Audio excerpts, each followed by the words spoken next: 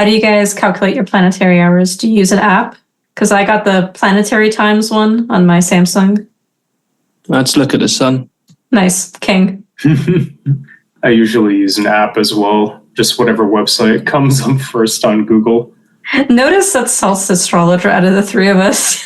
He's like, yeah, I just look at the sky. Which fair. I mean, I know the general gist of where it is by the sun's position. Like I know how to look at like stars in the sky and so on. Like I have to actually. In my practice, we can't work with stellar magic without being able to actually know where the stars are in the actual field of vision. And you have to summon them by looking at them too. So we do a lot of stuff with like finding them on the heliacal rise and so on. But I do think it's interesting that for planetary hours, this whole thing has been very simplified. Yeah, it's a lot easier nowadays. You don't have to whip out the ephemeris or figure out when the sun's going to be cresting over the ascendant, or potentially, maybe even having to convert that between the sidereal time and clock time and actual time as well. I mean, keep in mind, right in the 19th century, people had clocks, but were these clocks that accurate? Not necessarily. That's why we have tables specifically meant to address that sometimes as well. Yeah, or like for me, going on Lunarium and having to set my time to my city every time as it tries to force me back into London. They're like, you're going to London whether you like it or not. It's just to kind of triple check a few things, because sometimes you got to coordinate. Not all of them are accurate. I found that this one that I use, the Planetary Times one, is pretty accurate overall, because I'm looking at it right now and you can see if I search up my city and see like, oh, when is it setting, it actually does line up. Yeah, I think a few of them operate based on different definitions of sunrise and stuff like that. Yeah, totally. I'm very grateful to one of my closest friends who I grew up with, because when we were in university together in our undergrad, every time we would have like a really important conjuration we wanted to do, or we were like screwing around with like drawing spirits into crystals, as was everyone, at that particular time period. I would be like, oh, I have this class, but I got to dip early because the Jupiter hour is at this time and I don't want to do it in the night, and I would rush home to do it, and she would sit in and take notes from me and vice versa whenever it was the next day. So it's good times. I've had many a close run in on trying to be like, especially for Tuba Veneris, right, which is the main grimoire that I work these days. It's like everything is done in the night hours of Venus, and specifically the new moon is when you consecrate things. But it was a lot of being like squinting at the screen and being like, wait, Venus is when? And then just like making sure everything is done. Everything is ready to go. All my stuff is prepared. Everything's laid out so that as soon as I see that tick, I'm on it like a hawk. Mm-hmm. Just to write that whole book in just that hour, it's tight. It's tight. Well, that's why you have multiple sessions, which you learned the hard way. Yeah, right. What do you even do in between the hours? Oh, in between, I'm like, I need to do literally anything else. Yeah, just so you're not thinking about it for 2 seconds. Listen, it's not easy writing in a dove's quill, as it were, the feather. They're small. And they don't make great quills. Yeah, it's tricky. Mm-hmm.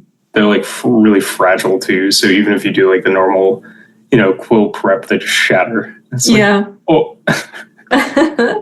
Well, thankfully, always have many on deck and had to go through with them.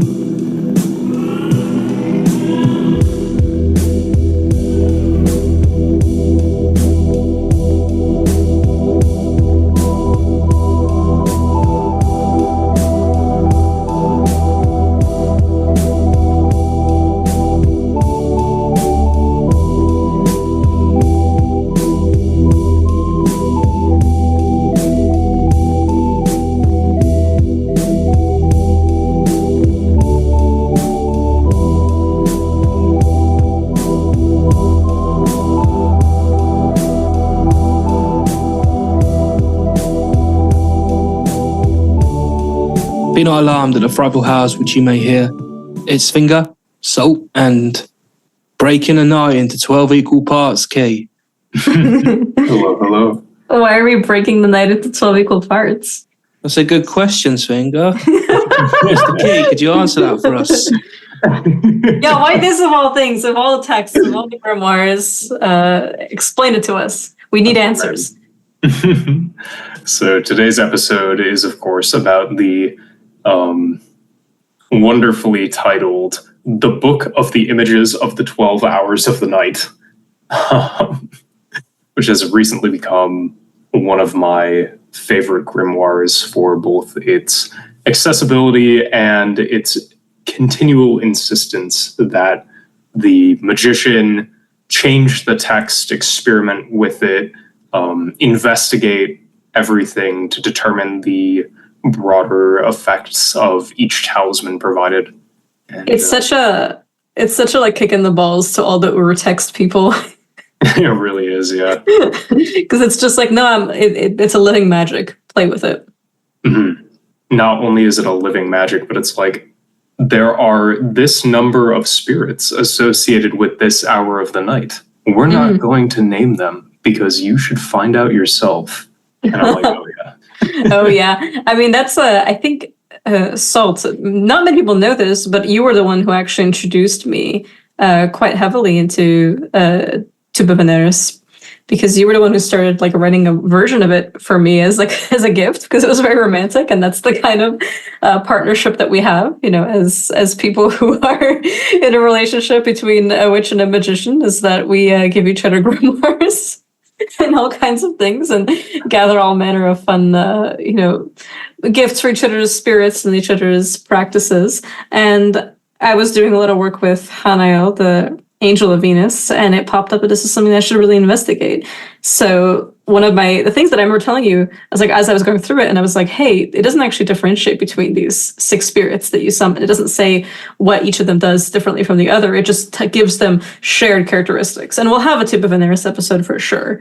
At this point, I've gotten so many emails from people saying, I've never heard of this grimoire, I'm interested to try it. I've had many people email me asking about like how to get the horn and so on and so forth, how that I get the horn beyond what I explained in the posts. So it's been a real pleasure to see people eventually come back to me. And like, I know exactly which new moon they did it on too.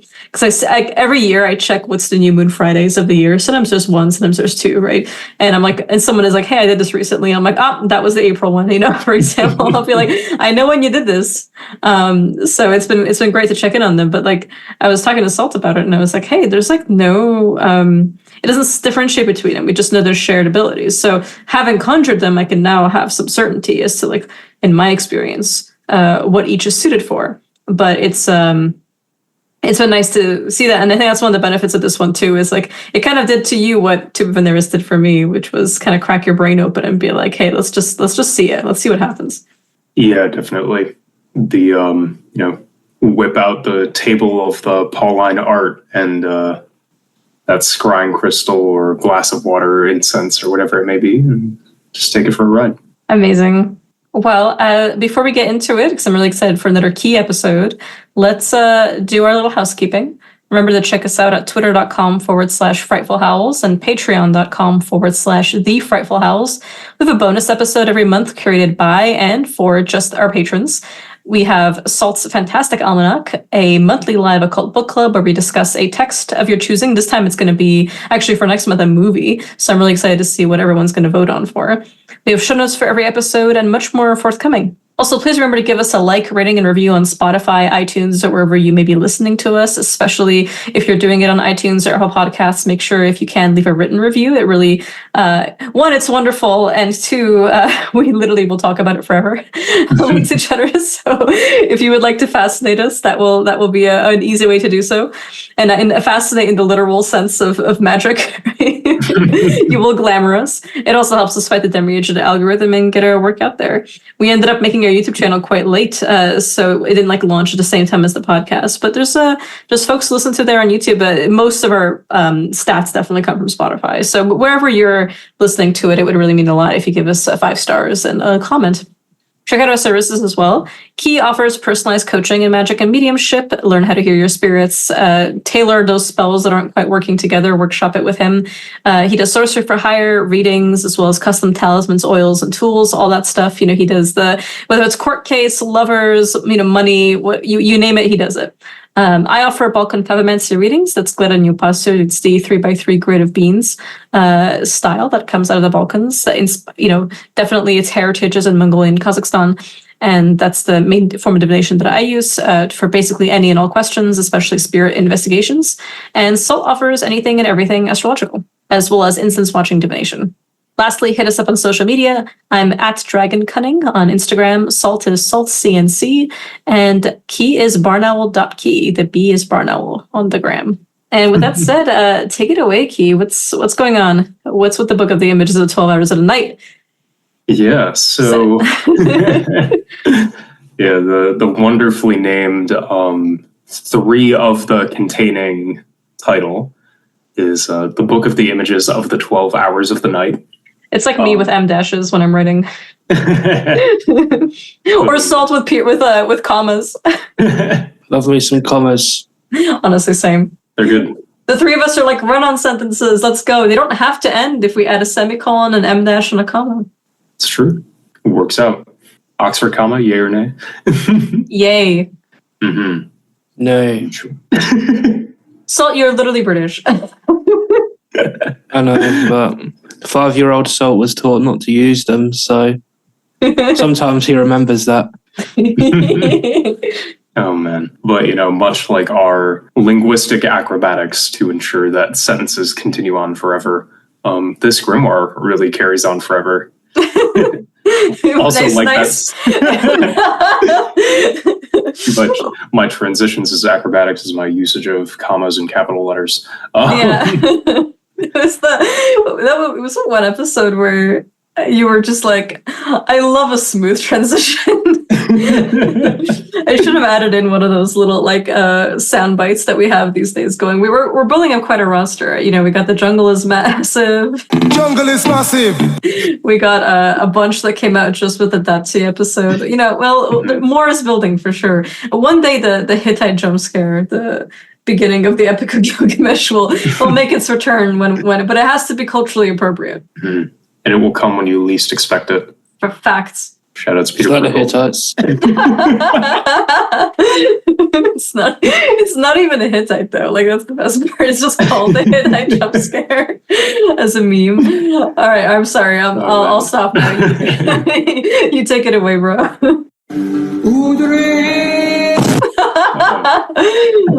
Too soon. He did say we wouldn't expect it. So, the Book of the Images of the 12 Hours of the Night is one of my favorite grimoires for a lot of reasons. As I mentioned earlier, it repeatedly, explicitly insists that those working with the text experiment, innovate, design new talismans, because this is primarily a grimoire of creating talismanic images. And discovering, novel applications of each of the extant talismans and the spirits contained therein. This grimoire is originally French and can currently be found in manuscript form at the Sorbonne Nouvelle University's St. Genevieve Library at the catalog number BSG MS 3163. It is actually really beautiful. I recommend checking it out. And this is very faithfully reproduced in the main text that we'll be citing throughout today's episode, which is Mihai Vartajaru's 2021 edition of this very grimoire, the Book of the Images of the 12 Hours. Highly, highly, highly recommend checking that out. It's currently available through Esoteric Archives. Otherwise, I think it's available through the British Library, but they are currently down due to a cyber attack, which rip. But, of course, this is a very brief grimoire. It is only 34 pages of handwritten text and 6 pages of figures, so it's super accessible. Yeah, it's like Two of Veneris, right? They're short and sweet, and actually really pretty. Like if you look at the manuscripts of the Two of Veneris, it's also a very gorgeous grimoire. Mm-hmm. It definitely. It has a lot of life to it. You can tell that the person writing it was actually doing the thing. Which I always like. Especially when you have a title like the 12 Hours at a Night, because in my mind, always it goes to Egypt first, right?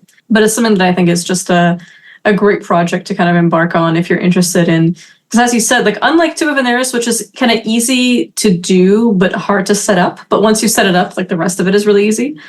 This one is pretty easy to set up and to do. Yeah, definitely. I kind of made all the tools to do it in an afternoon, or already had them on hand due to other, grimoire endeavors. The main thing that really is involved in this grimoire tool-wise is a scrying media of some kind. It is implied throughout the text that this should be a crystal sphere, but I have had success both gazing into incense, gazing at little crucibles of fire with like burning, fuel or alcohol or something inside of it, and also glasses of water. Which, to those who want to work the grimoire, hint, hint, nudge, nudge, there's elemental stuff going on always. But of course, just using the tools for the Pauline art is informed by the kind of structure of the grimoire and the names of the hours as well as its textual sources.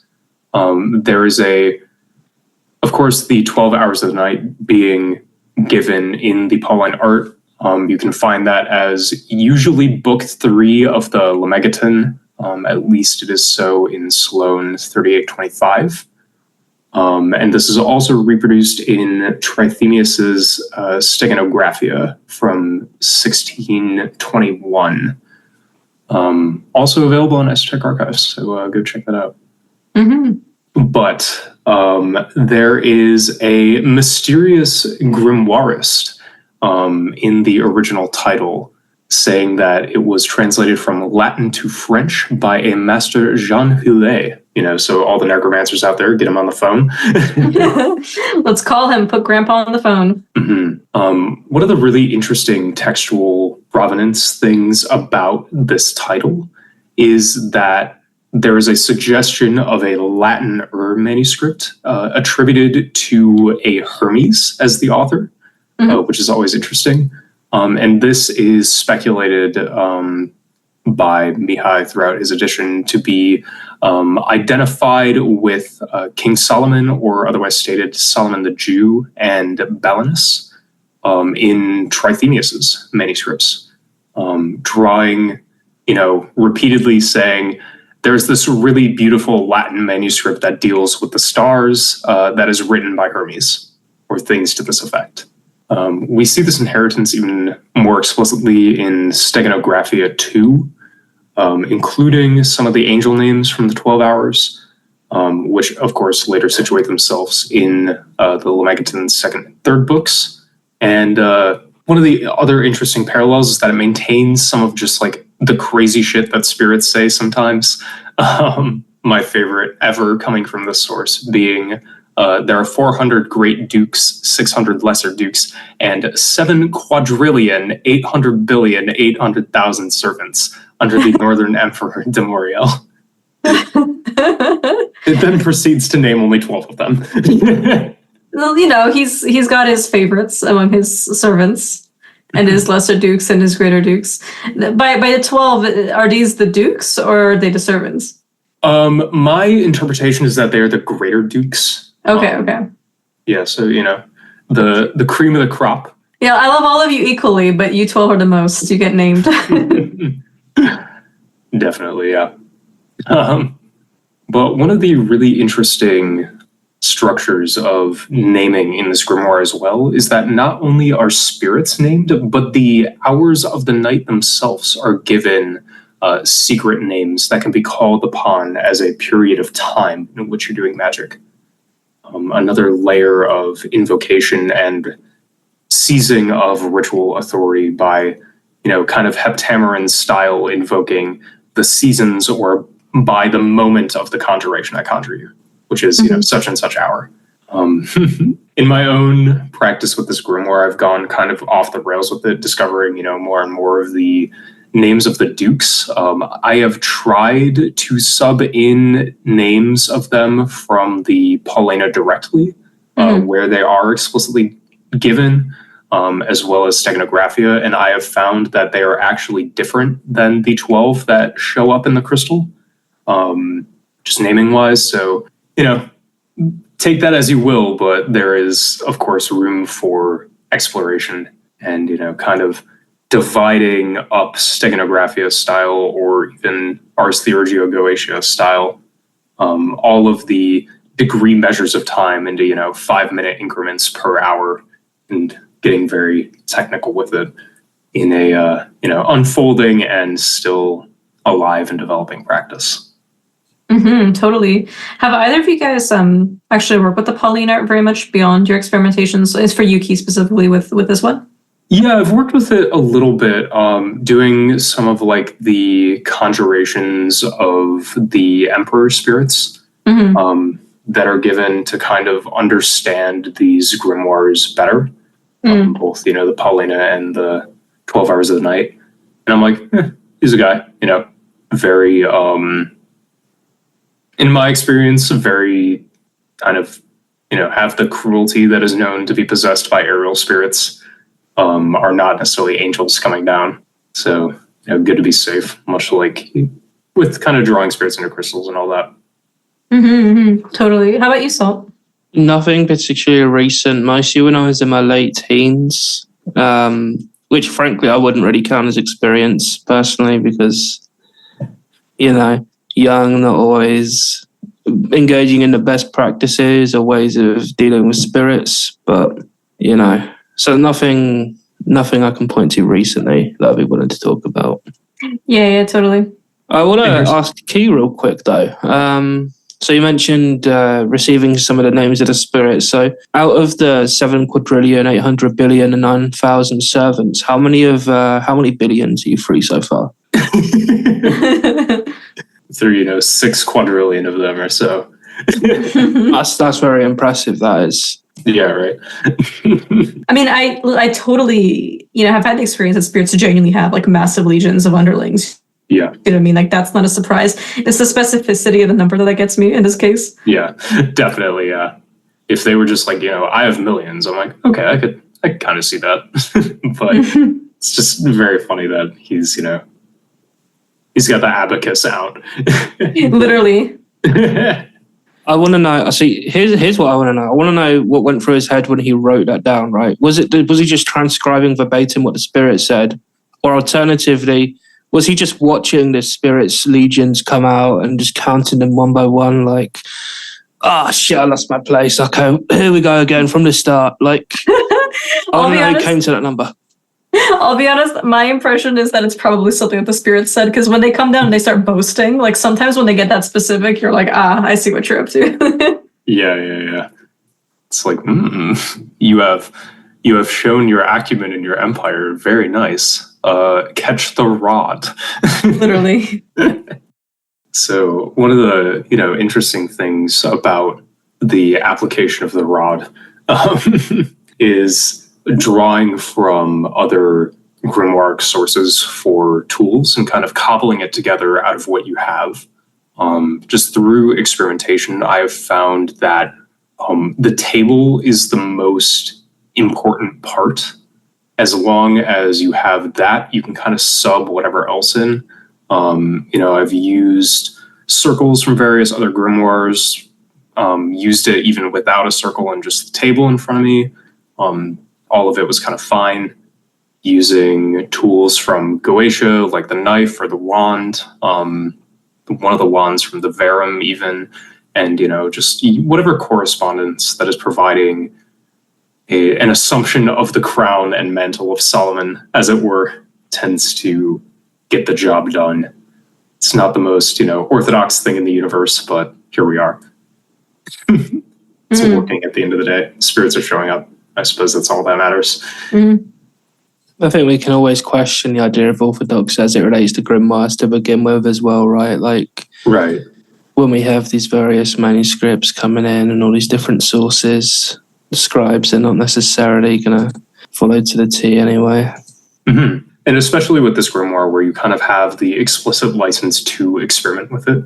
So I think the textual purity, if you want to consider it that, if such a thing even exists, which we're bracketing, is maintained by innovating. Because we've always held that the most important thing is like you do all this work to get the spirit to show up, but that's when the work actually begins. That's where you make pacts. That's where you negotiate. That's where you move forward and build your own individual experience with them.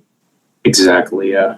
So one of the interesting things, in building the experience is that this grimoire is primarily talismanic, right? Like it's for the construction of images, some that can be made any time on any metal, or even on parchment. Others that have extreme specificity of astrological conditions under which they have to be constructed.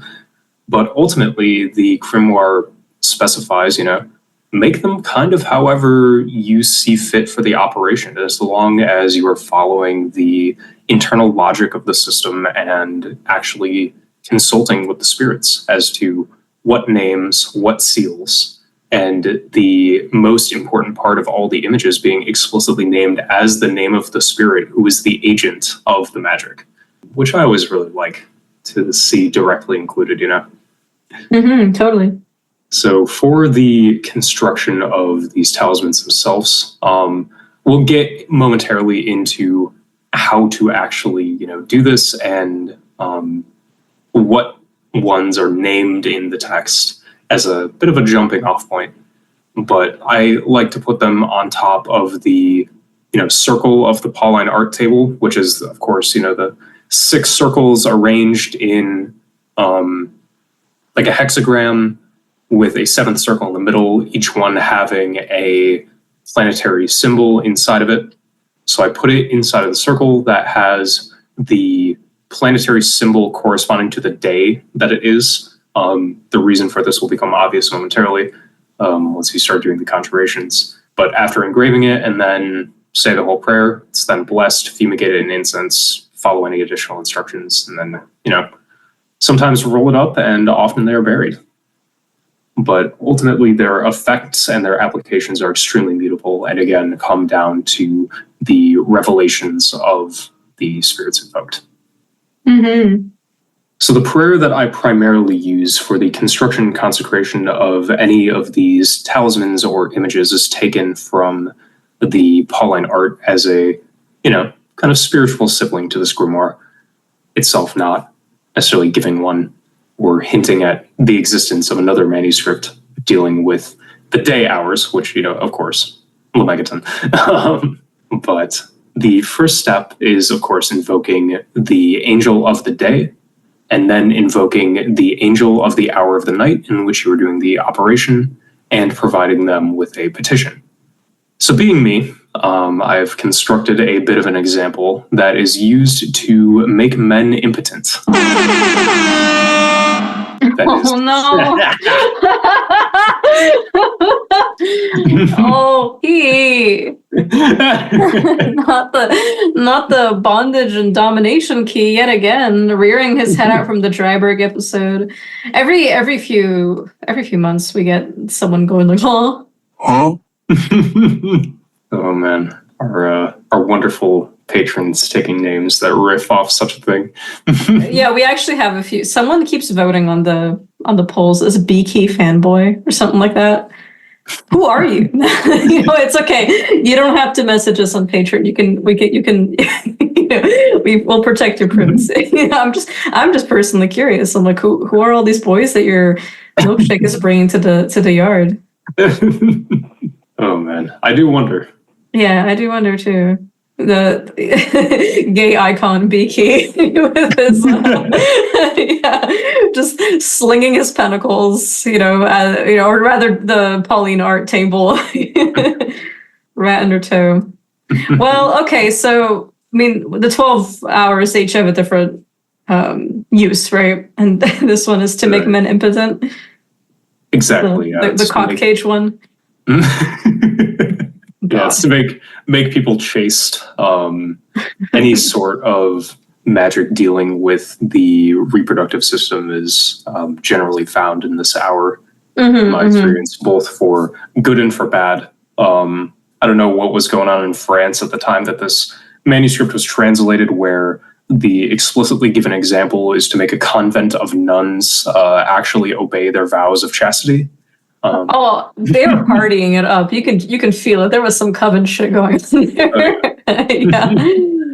It's like those padlock fertility magics. One's like lock up someone's fertility so it remains pure, and sometimes like lock up someone's ability to like orgasm or to have children or to cause infertility and so on like that. I don't know. It's a whole genre of folk magic, one that I'm regrettably very educated in, if only because I had to train so much in fertility magic with my mentors and as part of the the broad definition of fertility being so much more than just individual people having children or not having children, right? It has to do with the land, it has to do with the weather, it has to do with the ability for magics itself to accrue and to germinate and to form these accretions over time that allow a kind of virality between magic to pass between individuals, including initiating into various things just through contact and through contagion. It's a whole thing, suffice to say.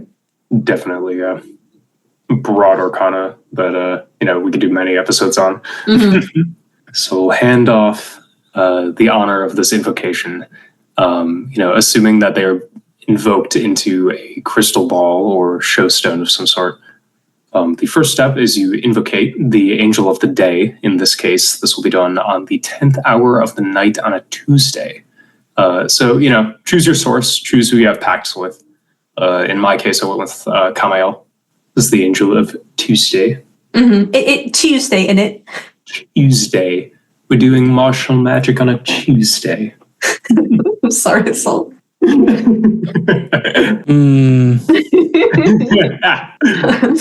the one who taught me how to pronounce water for the first episode when I had to read all about the powers of putting a rotting toad down your cleavage. Yeah, I mean, that's just proper English. So yeah, we're doing some martial magic on a Tuesday, and we're invoking the Archangel Kamael as follows. O thou mighty and potent angel Kamael, who is but a decree of the Most High King of Glory, ruler and governor of the first hour of the day, I, Sfinga, the servant of the highest, do desire and entreat you by these three great and mighty names of God, Agla, On, Tetragrammaton, and by the power and virtue thereof, to assist and help me in my affairs, and by your power and authority, to send and cause to come and appear to me, or any of these angels that I shall call by name, that are residing under your government, to instruct, to help, aid, and assist me in all such matters and things according to their office, as I shall desire and request of them, and that they may do for me as the servant of the highest creator. So now that, Kamael has appeared in the crystal, hopefully, repeating, of course, this invocation over and over again, adding any, secret names, techniques, hand gestures, conditions that you may have learned from, conjuring this angel before, as you should, in my opinion, for this grimoire. Totally. This is actually why it lines up so nicely with drawing spirits into crystals. Because if you've already met the spirits, then you're like, oh, hey, man, it's you. I know what to wear when you're here. I know what's up. Salt, I love that you mentioned in the hygiene episode about how wearing clothes, right, sympathetic to the planet. What would your drip for Mars be? Mars? I mean, work clothes. Actually, yeah, totally. I mean, your gym outfit. Yeah, well, I'd give that more to Jupiter or the sun, but yeah, for sure. I think as well, just the color red, which, stating the obvious there perhaps, but sometimes planetary magic is quite obvious, and especially in Mars, the most audacious of the stars. Totally. I do like whenever one of the names of God is Tetragrammaton. I replace it with Yod He Vav He, because is just the name that the 4-letter name of God is referring to in most cases. But it's kind of like on the ebony rod that you use in Trithemius' drawing spirits into crystals. You have the exact same configuration, but on mine, I just did Yod He Vav He in Hebrew instead of writing out in Latin characters, Tetragrammaton. Yeah. I'm a staunch Tetragrammaton supporter. Oh, I don't mind it. I'm just saying that's just what I do. Yeah, no, 100%. I think, at the end of the day, there's virtue in the names, right? Oh, totally. It's still a name of power, even if it just is the 4-letter name. For sure. And speaking of, I called both of you about this immediately after it happened, but seeing the Yod He Vav He emblazoned across a car driving in front of me in the form of 4 bumper stickers was quite the shock. So. I love your post driving Snapchats.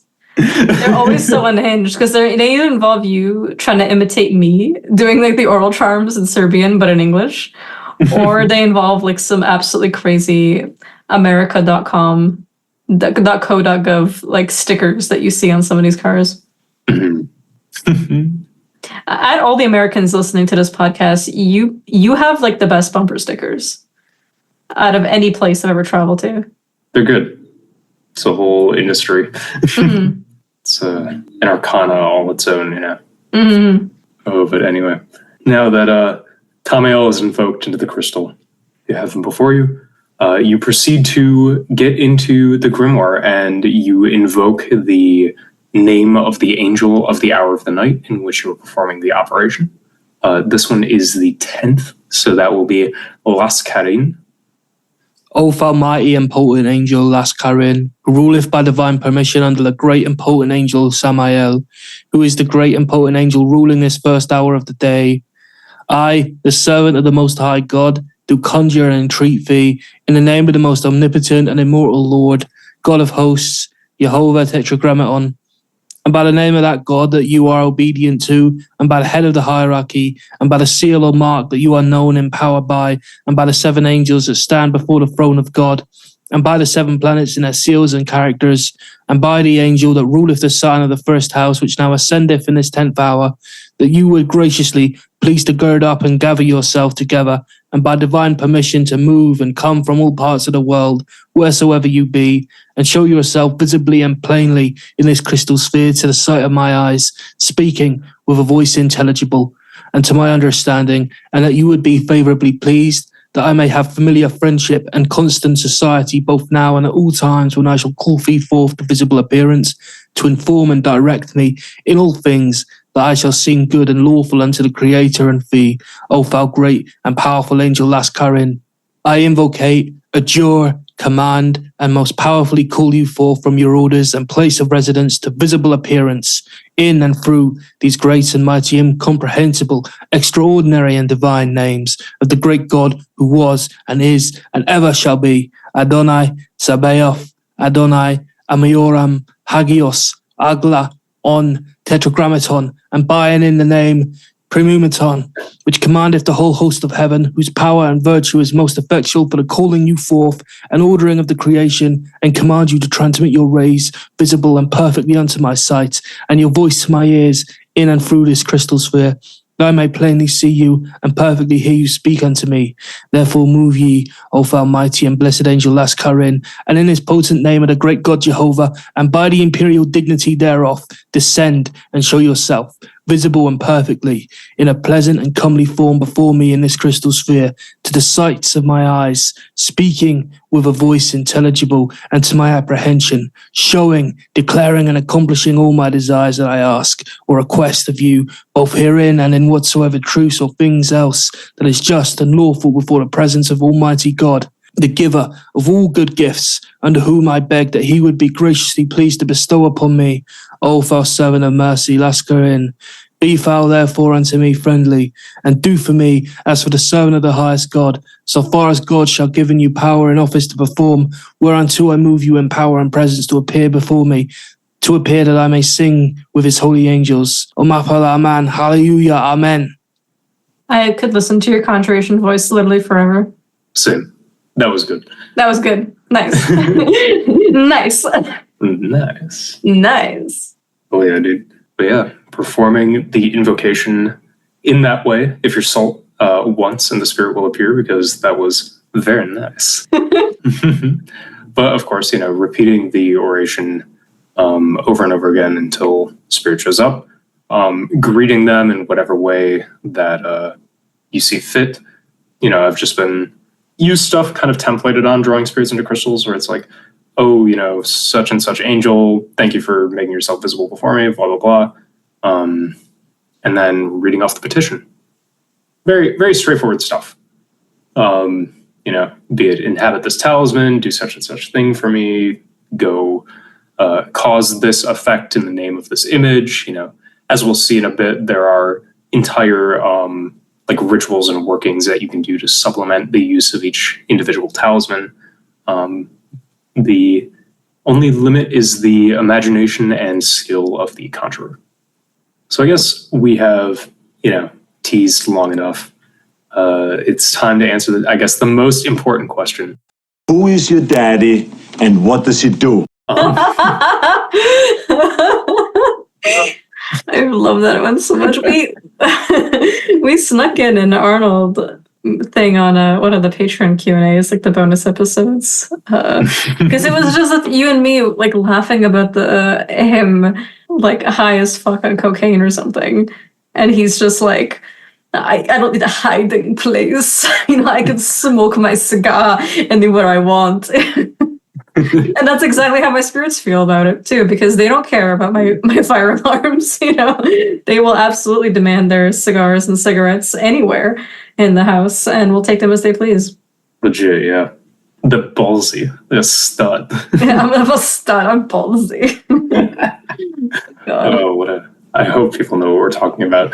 Just search it. It's Arnold is ballsy with his cigars. That's the name of the of the video. Search it and be enlightened. That's one of those things. Is like we don't pretend to be serious. Like we're serious about our magic, but we're not serious about much else. And if we can introduce you to a meme as well as a good technique for perceiving spirits, then all the better, right? Exactly. Yeah. Mm-hmm. So of course, the question being, now that you don't need a hiding place, what are the hours and what do they do? All right, explain it to us, King. So, of course, there are 12 hours of the night. I should note that these are not literally, 60-minute long hours. They behave much as the planetary hours do, where you take the duration of the night from sunset to sunrise divided by 12, and that's the length. Then you just assign them the number 1 through 12. So it's way easier to do in the winter. Yeah, definitely. You have a lot longer hours. Trying to do the Faustian Grimoire stuff in the summer when I'm like, oh, it's only 40 minutes long. All right, nice. Nice. Very good. Oh, man. But yeah, way easier to do in the summer. Lots of experimentation. Good to do some of the stuff outside as well. In a remote place. I like that the Grimoire has part of its introduction being, this is why you retreat to the top of mountains or deep into the forest. I'm like, nice. Nice. Yeah. But yeah, so just gonna run through the hours and kind of explore what we can and have gotten up to them. So the first hour is Ariane, and the angel is Shahatan. Or, Mr. Shahatan. Who may recognize that name as a certain demon of demons. But of course, in this hour, interestingly, it is said that demons make their prayers to God, which is very cool. And most of the hours in the Grimoire actually have a very poetic effect upon the world and an explanation for what is the natural state of these hours and what goes on within them. And this one is that the demons are praying to God themselves. I was actually just looking at the footnotes in Mihai's translation, and he says Trithemius also has Sabrathan, not Sathan, that it might not be Satan himself, but the text conflates later on the demons that give praise to the Lord in the first hour, as you just said, with the beings that are attached to the figures and by whose powers the seals are made effective through. But however, he's saying this may be the use of the word daemon in the daimon Greek understanding, which was later adopted into Islamic high magic to signify neutral jinn that are not specifically shayateen.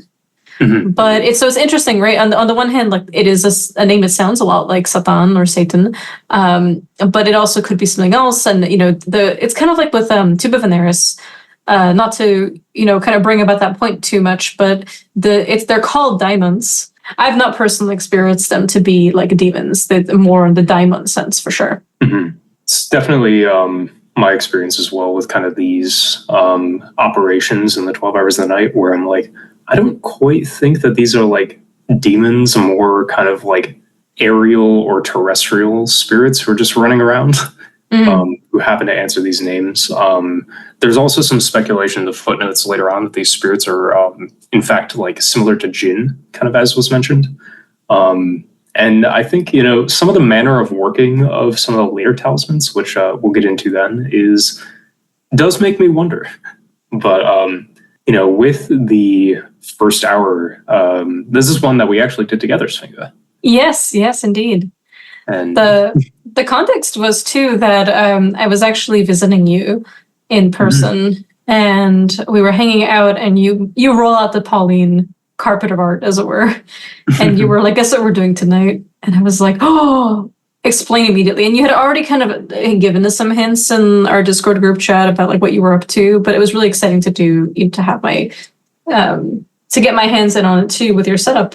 And this one, we've done a few together during that marathon, which for those who want to imagine is like I'm at Key's apartment, and it is the most male living space apartment possible. There's one piece of furniture.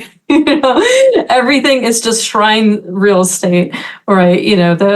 Those memes of like there's just I was smelling like tobacco and whiskey, shampoo and conditioner, we'll put it that way, the entire time. You have a real straight man kind of apartment. it's a very magical utilitarian, you know what I mean? It is for sure. Your reputation precedes itself. So yeah, we get into it, and I'm like, okay, cool. We roll this out, get ready. We push everything else to the sides. We purify, and in between hours, because we were doing some of them the same night, we literally, you were like planking and doing sit-ups and like all kinds of other free weight exercises because you hadn't gone to the gym that day, so you were feeling all antsy in between. And meanwhile, I'm just like starfishing on the floor because it was hot and you didn't have an air conditioner yet or a fan. Yeah, it had graciously fallen out of the third story window, and Yeah, graciously indeed. The aerial spirits want to take it into their aerial toll houses. Yeah. Hashtag Orthos. Seraphim Rose again. Yeah, he had to stay cool, he's hanging out, doing his thing. But yeah, in the course of this operation, the things immediately get really weird when we start conjuring this Sahatan. No kidding, yeah. It's like the vibe just becomes like very heavy, toxic in the way that certain other grimoire conjurations can feel. Very odd vibes. And we, of course, from the kitchen start to hear this like weird, wet, like footstepping noise. Yeah, there was definitely a spirit physically manifesting, and we will omit, unfortunately, what occurred afterwards because it was private and there was a conversation in the communion. Our spirits who were present there and guarding us began to speak to us and very clearly articulate to us what they perceived to be happening. But the spirit that had physically manifested was not in front of us, was not in the scrying implement. They were distinctly behind us. They were wandering around, which is interesting because I saw them speak through the crystal, but they were walking behind. They were like pacing the periphery. And where they had paced, later on when we finished, we did dismissal, we found a ectoplasm, for lack of a better term. It was like, for those of you who've done a lot of conjurations probably know what I'm talking about, like the spirit goo that can manifest, like the liquid. That's not water, it doesn't look like water. It doesn't necessarily feel like water either, but it is nevertheless a liquid. It can manifest in your body, especially after possession. It can manifest sometimes just like on objects and things like, you know what I'm talking about, the spirit goo, right? The time knife. The time knife, yeah, exactly. So that was there and we collected it to keep it for an oil that actually our spirits advised that one of the ingredients should be, a fluid that was left by a spirit. Mm-hmm. So shout out to that guy. Yeah, I wish we could talk about it publicly, but unfortunately we can't. But it was very worth doing. For those of you interested, do this one. The spirit is very interesting, and deliberately fucks with that like barrier between daimon, demon, jinn, everything. Like very intentionally so. Mm-hmm. So the image that is recommended to be made in this hour, interestingly, is not the most indicative thing in the universe of the spirit until you get into the, accoutrement that goes along with them.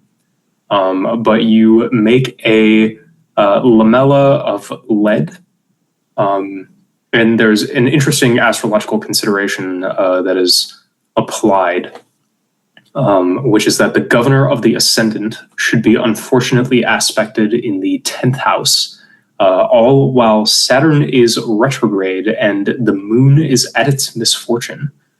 So I'll pass it to Salt real quick for the astro analysis of what this actually means. Yeah, I mean, this is a pretty potent curse talisman right here, right? The most likely in respect to that, like with the Lordly Ascendant in the 10th, also poorly aspected, what you're going to get with that kind of thing is hatred of kings, hatred of rulers, like essentially the powerful don't heed your voice. There's also, to a lesser degree, I tend to associate reputation with the 9th more so than the 10th, but there is still an element of reputation associated with it. And so there's also that kind of disgrace, so to speak. And that's also partly indicated by the moon as well, her misfortune. And Saturn being retrograde, he's a bastard star because he's dry. He's at his driest when he's retrograde. So it's a pretty tricky time to make it, right? Mm-hmm. In terms of what it's going to do to someone. Right. You are indeed the Astro King, because the specified effect is that it is to wither the tongues of men and to prevent or otherwise muddle their speech.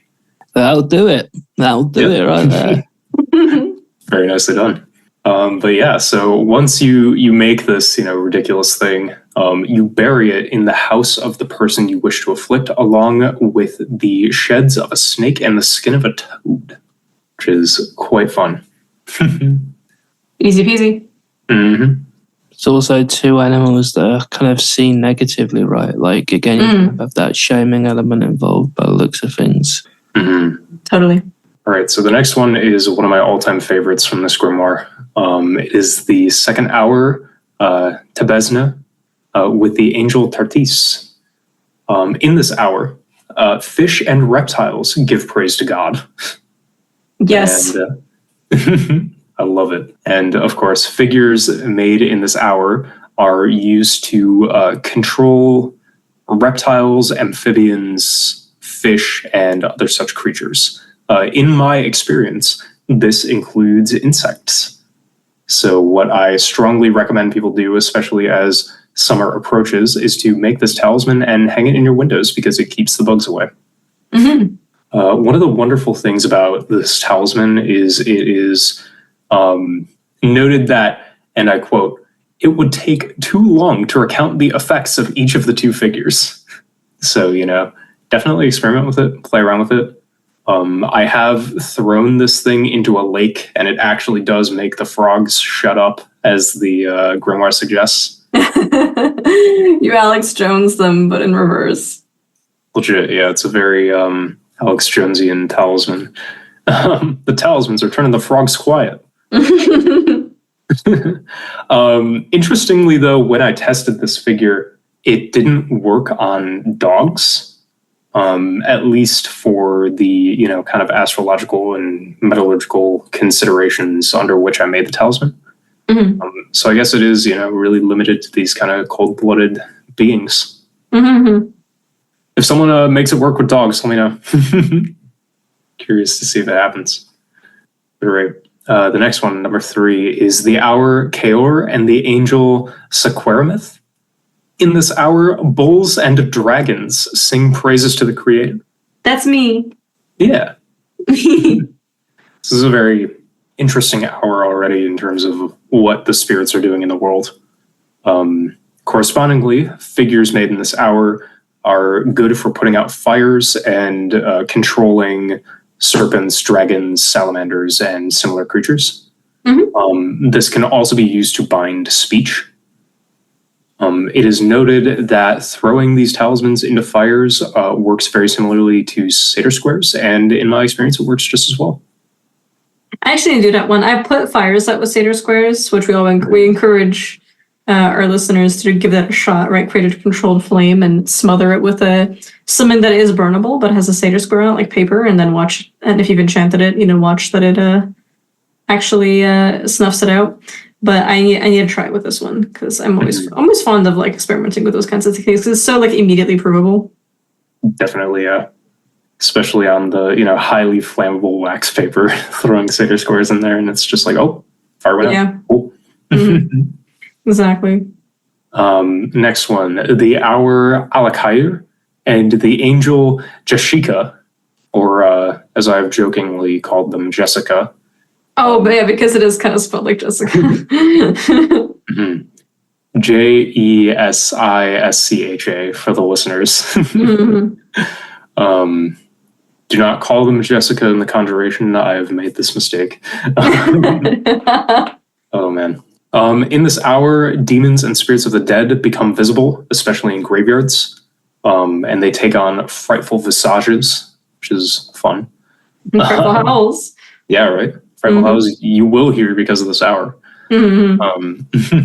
Images that are constructed in this hour kind of do everything, as makes sense, with the spirits of the dead becoming visible and wandering around doing their thing.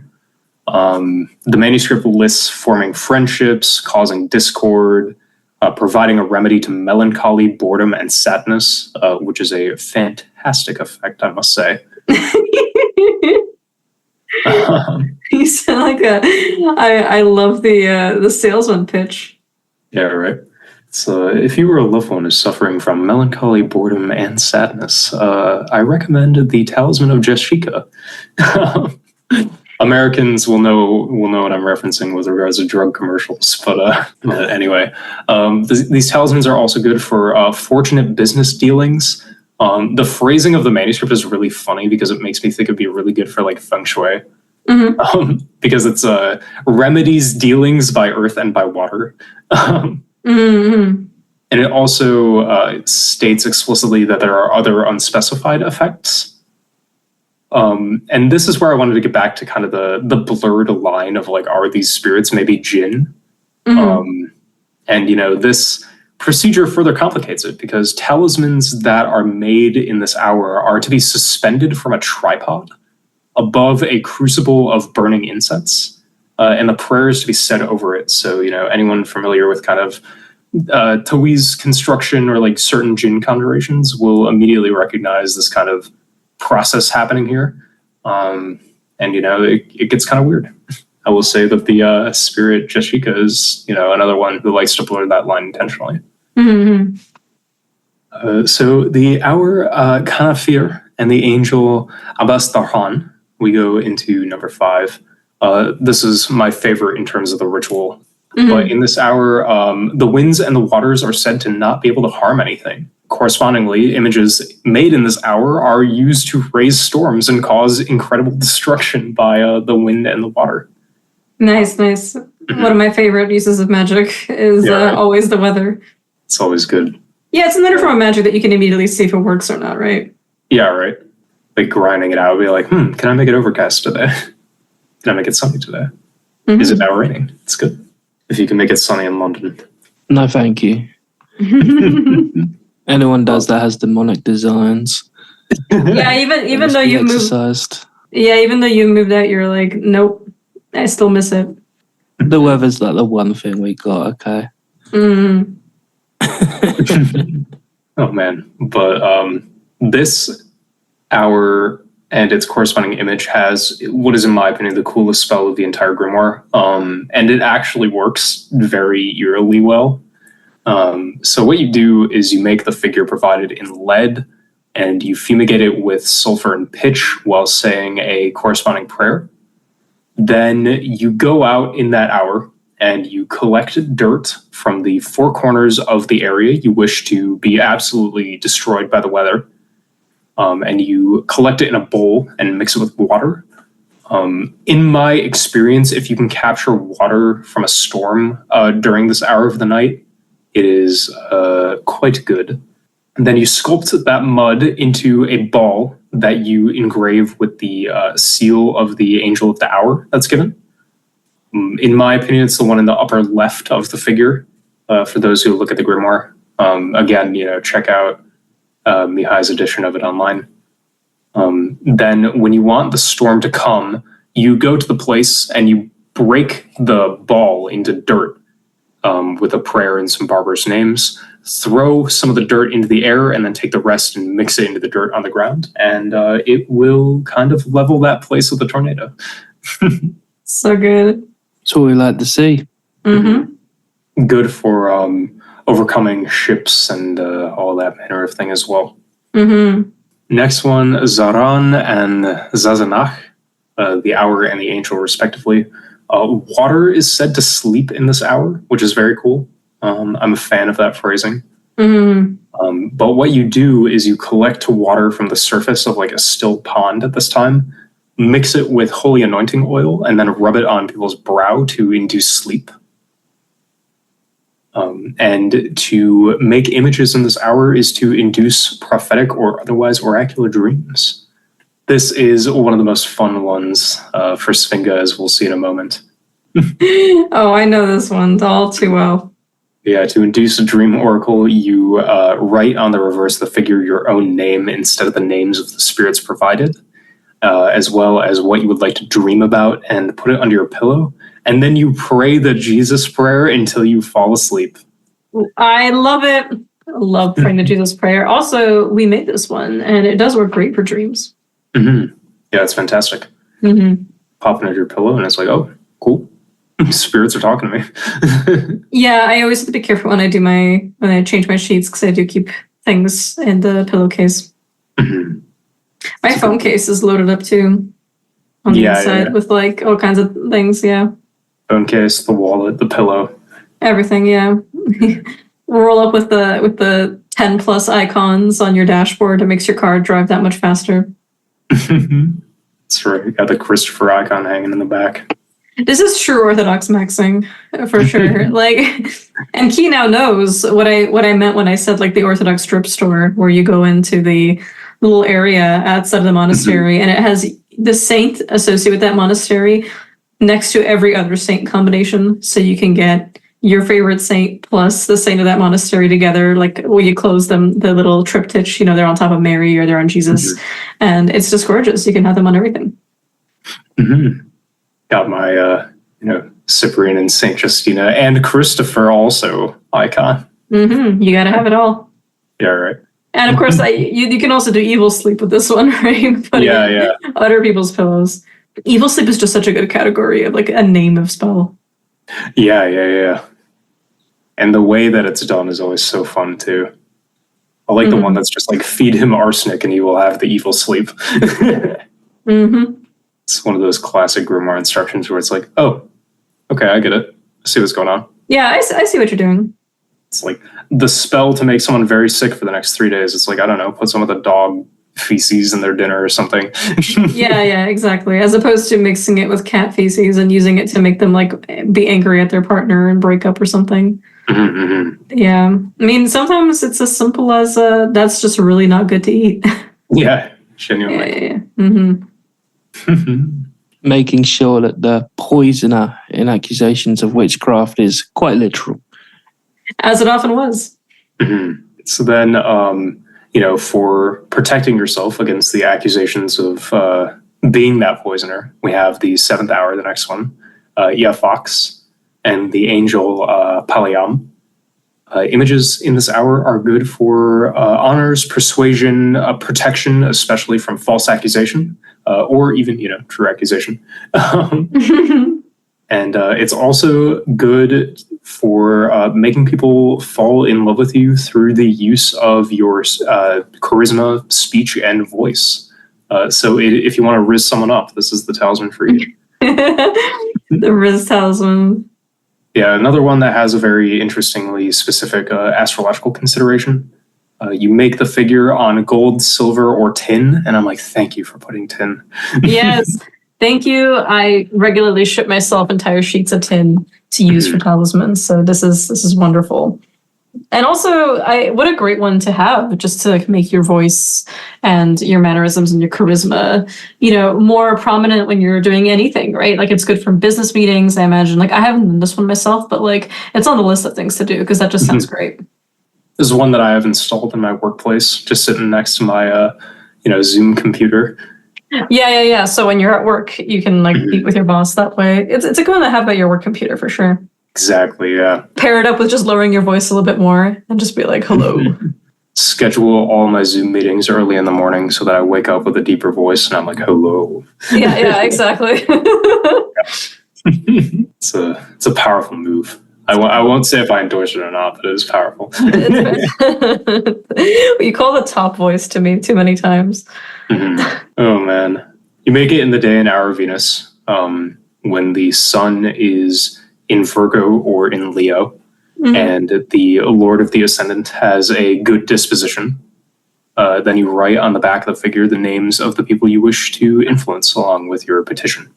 So one of the things that I actually like to do when experimenting with these figures is I'll keep the front side identical to what's positioned in the grimoire, but the back will just be the name of the spirit kind of like put off to the side and then kept smooth so you can literally write on it with like dry erase pen or like paint pen and be able to reuse it from that point forward. If you ever want to reapply it to someone else, just get that paint thinner out and go from there. Excellent. Very nice, Ike. And we have Similim and Marcoriel figures in this hour. Great for agriculture, growing plants, any sort of money made from the land itself. You take this and you engrave it on letter tin. I like it on tin because I don't want to put lead in flower pots that I'm going to eat from. On a Saturday in the 8th hour of the night, fumigate it with mastic gum and coral, and then you bury it in the center of the field with a handful of the earth from each of the four corners of the garden. I love that technique as an aside. Lots and lots of, gardening and fertility magic following similar structures, burying things in the corners and middle as you go about your planting. This is the one that I've probably experimented with the most, and it works super well. Highly recommend trying this one out. Then we have Sepphoris and the angel Pamiel. In the hour, you can make images to prevent gossip. A lot of these talismans prevent gossip, situating it definitely in its time and place. I love that. I mean, always necessary, but always a good one to do. Yeah, for sure. The author was quite clearly motivated. Yeah, right. It's always fun to see, what the grimoire author was thinking about. Where it's like, why are there like 50,000 love spells in this compendium? Where it's like, why are there, in this case, 8 anti-gossip ones that are explicitly named? Yeah. Very nice. I think maybe his neighbor caught him burying some snakes and toads in the backyard. Yeah, and he was like, well, don't spread the very real accusation that I'm doing juju. I'm going to do juju about it. Precisely. You always have to. It's the solution. It really is, yeah. The anti-gossip virtue of this hour is you just engrave the figure on literally whatever metal, so long as the ascendant is in Aries, Cancer, Libra, or Pisces. And the grimoire author kind of says, just get creative with it as far as what you actually engrave. I like to do reductions of the people's names on the back, which, always good. Blend a little PGM into it. I've found that one to work. Actually is one of the best anti-gossip talismans in the grimoire. Yeah. You can also in this hour make images for good graces, engraving it on gold, silver, or tin. Thank you again for tin. When the sun and moon are fortunate and the ascendant is in the first face of Leo. So kind of classic there. Just fumigating it with good incense, wrapping it in green silk and wearing it on the person when you're around the person to be influenced. I like it. You also got the fortunation of the ascendant lord, and obviously the moon, as is the case in most astral images. The first face of Leo is quite interesting, especially since it would be in respect to Saturn. What sort of like effect do you think is like played for Saturnian graces? So considering the sign is Leo, so we would take a kind of combination of both Saturn and the Sun for significations there to some extent. So what you would pretty generally expecting would be austerity, authoritarian, attitudes, and also some of the more typical, I guess, what we would associate with ugliness of Saturn is kind of obscured a little bit in the first face. At least that's my experience, because actually, interestingly, that it does reference faces here, because when it talks about to have good graces, right, we can think about that in respect to austerity and propriety, right, and manners, that kind of thing. So I can see where this is kind of coming from. You have this element of kingship, and you also have this element of discipline or self-control, or I guess we could even say gravity, right, like gravitas, severity and seriousness, in a way where this comes off in a favorable impression. At least that would be my interpretation of this kind of placement. Yeah. Very, very cool. So we've got, of course, the hour that we started all with, the hour Malco and the angel Laskarin that Svinga and Salt conjured for us earlier. Sit over the episode and make men impotent. But of course, images made in this hour, it is said, cause women to be chaste and make them unable to fornicate. And it also prevents men from being potent and vigorous in the Venerian act. Thick game mid. Thick game mid. There's some Drybergian bullshit to this entire description. It's very good. It's like they can still do it. They'll just not be very potent. They'll lack that that pizzazz. I'm gonna come. No, you cannot. Oh man. But yeah, to ensure that men do not come. You engrave the figure on whatever metal in the 10th hour of the night. Being, of course, the hour of Mars, so doing it on a Tuesday, when Mars is in Libra and preferably on the ascendant. You then write the name of the person to be made chaste on the reverse, wrap it in a black cloth, fumigate it with asafoetida, and bury it in the place where you don't want them to be fucking. So, of course, pretty malefic. Yeah. I love that it specifies for this one as well, that it can be used on like entire monasteries or like entire towns. I found this to be good to use on like workplaces, not necessarily for the impotence, but just if you have like people coming in who would otherwise be like acting kind of creepy toward the staff. This helps in just experimentation wise. Mm-hmm. So we have then Alaco and Dardanariel, which is quite the name. In this hour, the gates of heaven open such that prayers made to God are heard and granted. So do this. If you're up at 4 a.m., the power of the laying in bed prayer is made in this hour. Hey, less prayer competition in those hours, right? Exactly. It's like they're closed every other time. But then to close it out, the 12th and final hour of the night is Zephon and the angel Sarandiel. In this hour, it is said that celestial armies begin to disperse, which is mentioned in the grimoire to mean that these stars are ceasing to be visible in the sky. And I kind of love that phrasing of that process. Mm-hmm. Yeah, that's gorgeous. Mm-hmm. Heaven is a military bureaucracy, here to 9. But of course, images made in this hour are good for cursing people with fright, astonishment, and most importantly, stupidity. Get stupid. And, yeah. The images are made on gold, tin, silver, copper, iron, or lead. So all of the planetary metals except for Mercury. And this is actually explained in the grimoire. There's a little, hint for what metal you make the talismans on. And it says that these are persistent and fixed in their effects when they're made on one of these metals corresponding to the planet, or the desired effect based on planetary correspondence.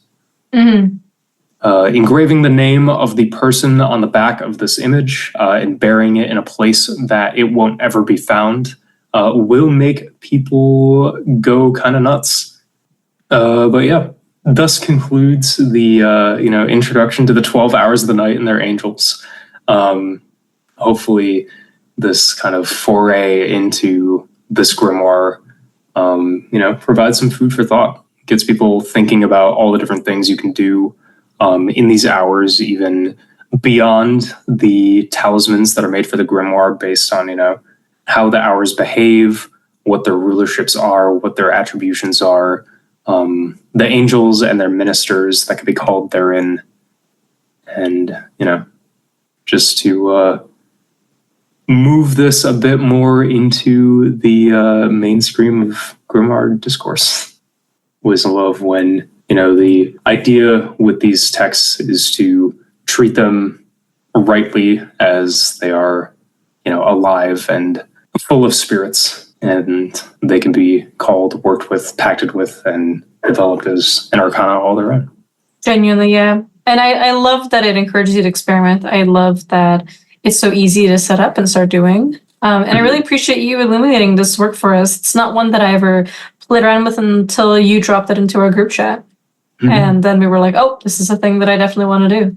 Mm-hmm. So cool. If you end up working with this, please do message Key on Instagram, barnowl.key, and let him know what you're up to, because this is an absolutely, wonderful text with plenty of interesting uses. I mean, just, you could bury them, you could put them under the pillows, you can hang them up, right? There's so many uses, and there's so much going on in terms of between the full spectrum of magical goals. There's definitely a talisman or two for you to use. And of course, you can still talk to the spirits there. It's not like this is the only kind of magic they can individually do. So solicit from them other kinds of help and see what other individual recipes they give you. Mm-hmm. Definitely. I've found that they are very fond of giving, rituals that are sympathy and correspondence based, much like the Conjuration of the Rain, but for literally every purpose imaginable. And, just compare notes. Mm-hmm. Send me a message. Yeah. Let's see if it lines up, Let's see it. And, of course, again, shout outs to, Mihai's edition of the Grimoire. Hopefully there's a text with a lot more analysis and commentary forthcoming. And, also the renditions of the books of Megaton available on Esoteric Archives. Mm-hmm. Well, magnificently done, Key. Thank you so much for leading our journey into this episode for all things related to the Book of the Images of the 12 Hours of the Night. That's you should wrap that at some point. It's a good one. And I really appreciate your explicit encouragement for everyone to experiment with this, because one, it's easy to set up, as we mentioned, but two, there's so much meat. There's just so much in this work that I think is extremely exciting for people who like to experiment the way that we do with certain texts. We all come from oral traditions, but we are also really interested in the kind of hidden lineages of these texts, right? Of grimoires and the PGM and of plenty of other kinds of magic manuscripts. And what are the spirits that protect these texts and promote their transcription and their copying, their illegitimate transcribing and plagiarism and all the rest. There's so much here with the way that magic kind of finds a way to keep perpetuating itself. And this is a great one. I really appreciate you leading us through it. Yeah, thank you both for coming along on kind of the expose of all the things that are possible with this very short but beautiful and magically potent text. Indeed. So for our Akashic Records, mine is In the Night of the Light for the Dark by Haze Maze, because I've just been listening to Haze Maze lately. Mm-hmm. And it works, right? In the dark, in the night. Suddenly starting to quote Hill House. Oh, for real. Baby, you have one this time too. Yep. Today is Blood of Angels by Brownbird. One of my favorites. Excellent taste. Hell yeah. The rare Salt Akashic record. I know, right? We gotta cherish it. We gotta pin it. And my own is, of course, Cabaret Nocturne's A Western Ghost. As the sun sets in the west, so too the hours begin, and the ghosts that appear are always fun. Mm-hmm. Plus, it's just a banger of a song. It is. I love Cabaret Nocturne. Mm-hmm. My all-time faves. Mm-hmm. Very good ritual setup music. Oh, hugely. Yeah. And for the license to depart today, we draw from the closely related Ars Poena, specifically the conjuration of the Holy Guardian Angel and its plea for the influence of these spirits to bring us into communion with even more and allow us to experience magic itself. Awesome, beautiful. All right, take it away. Give it to us in the conjuration voice. O thou great and blessed angel, my angel guardian, vouchsafe to descend from thy holy mansion, which is celestial, with thy holy influence and presence, into this crystal stone, that I may behold thy glory, and enjoy thy society, aid and assistance, both now and forever hereafter. O thou who art higher than the fourth heaven, and knoweth the secrets of Elanel, thou that rideth upon the wings of the winds, and art mighty and potent in thy celestial and superlunary motion, do thou descend and be present, I pray thee.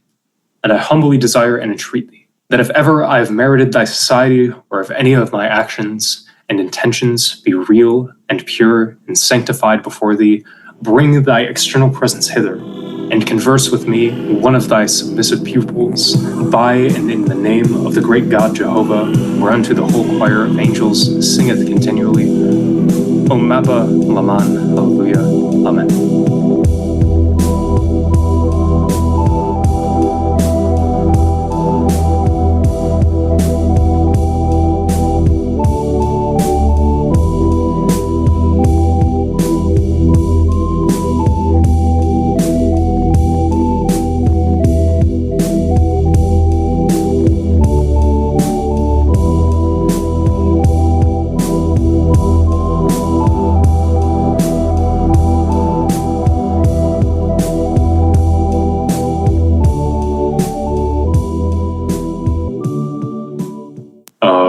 Things you could think. Fuck. You know where I'm going. Oh yeah, I was about to blurt out things you can say to men and also spirits. they're one and the same. You know, you get the fucking black handle knife out and have a Thursday.